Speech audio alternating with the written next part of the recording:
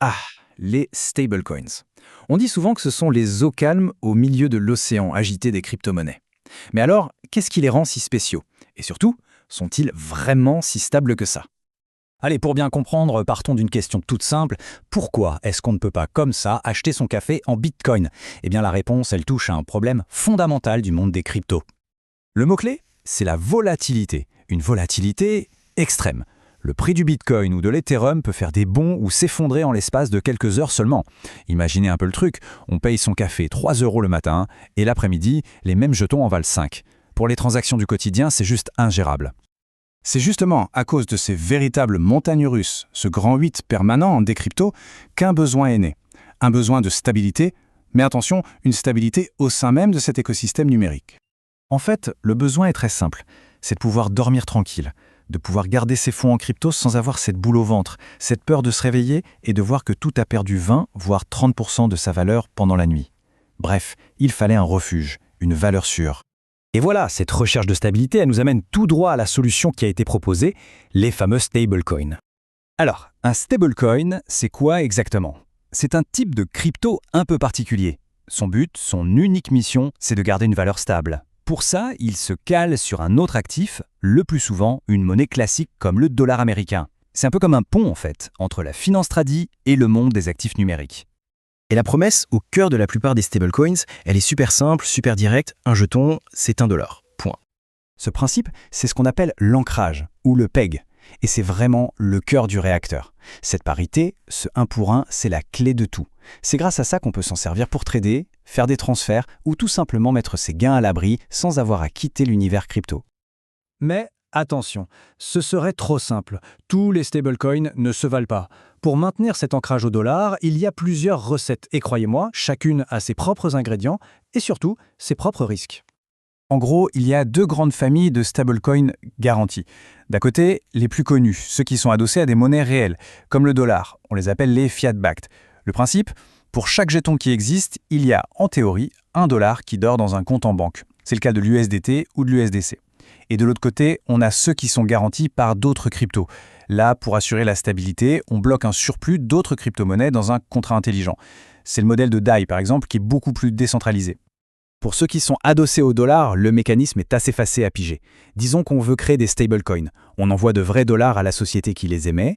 Eux, ils mettent ces dollars de côté, en réserve, et ils créent la même quantité de jetons qu'ils nous envoient. Et si on veut récupérer ces dollars, c'est l'inverse.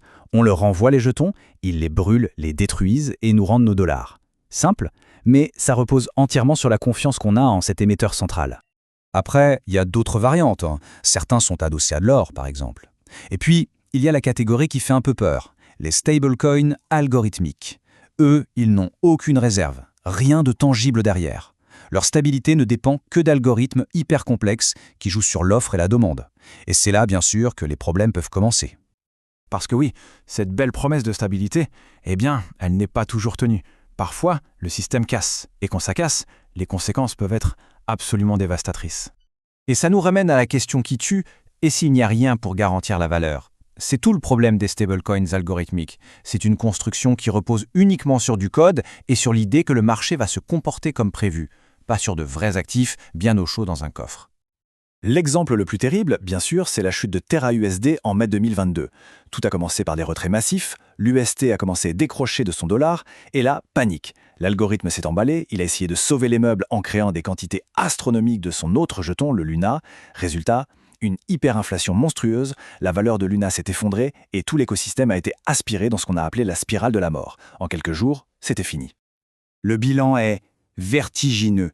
45 milliards de dollars de valeur partis en fumée, en une semaine. C'est un rappel assez violent que le mot stable ne veut pas dire sans risque. Et attention, le danger ne vient pas que des stablecoins algorithmiques, même les plus gros ont leur zone d'ombre. Tether, le numéro 1, traîne depuis des années une réputation sulfureuse à cause du manque de transparence sur ses réserves. Et même l'USDC, pourtant considéré comme plus sérieux, a vacillé en 2023 quand la Silicon Valley Bank a fait faillite, parce qu'une partie de ses réserves était là-bas. Ça montre bien que même eux ne sont pas à l'abri des soubresauts de la finance classique. Alors après tout ça, on peut se demander, mais quel est l'avenir pour les stablecoins? Eh bien, le monde est en train de réagir justement face à cette double facette, une promesse incroyable, mais des dangers bien réels. Parce que oui, malgré les scandales, les stablecoins restent absolument essentiels. Ils rendent les transferts d'argent à l'international beaucoup plus rapides et moins chers. Pour des gens qui vivent en Argentine ou au Venezuela, c'est une bouée de sauvetage contre une inflation galopante. Et puis, il faut le dire, c'est l'huile dans le moteur de toute la finance décentralisée, la DeFi. Et d'ailleurs, il suffit de regarder les chiffres. Malgré les crashs, le marché continue de grossir encore et encore. Forcément, une telle croissance, ça ne passe pas inaperçu. Ça a attiré l'œil des régulateurs du monde entier. Du coup, une vague de régulation est en train d'arriver, c'est inévitable. En Europe, on a le règlement MiCA qui va imposer des règles très strictes sur les réserves, la transparence. Aux États-Unis, ça bouge aussi avec des projets de loi pour encadrer tout ça.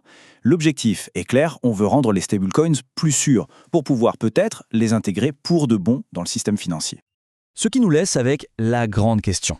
Est-ce que les stablecoins vont devenir le futur régulé de l'argent numérique, ce fameux pont solide entre la finance d'hier et celle de demain, ou est-ce qu'ils ne seront finalement qu'un chapitre un peu chaotique dans la grande histoire de la crypto? C'est tout l'enjeu qui se joue maintenant entre innovation et sécurité.